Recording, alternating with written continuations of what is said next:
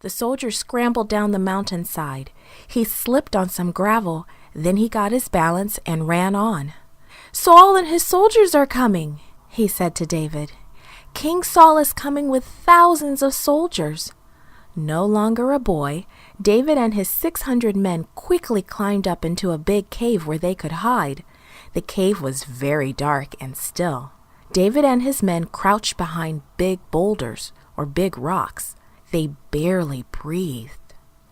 David and his men had been running away from King Saul and his soldiers for months. King Saul had made it known that he wanted to kill David. Why? Because King Saul was jealous of David's victories in battle. The people loved David. They even made up a song about him, comparing him to King Saul. And King Saul didn't like that one bit.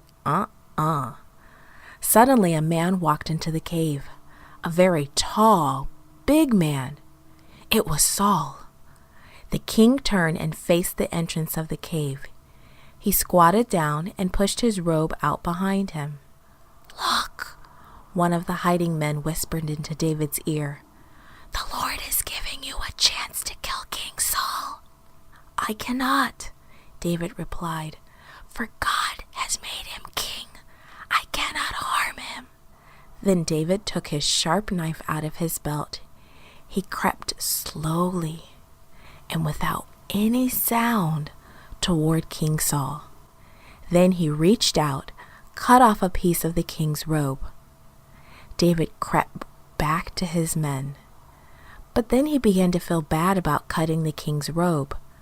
When Saul stood up and left the cave, David followed him. "My lord, the king," he shouted. "My men and I could have killed you," David said, "but I will never hurt you because you were chosen by the Lord."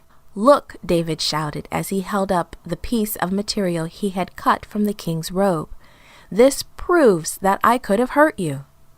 "Is that really you, David?" Saul called back.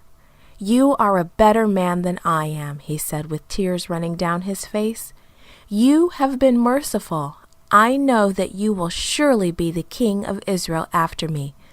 Just promise me that you will not hurt my family."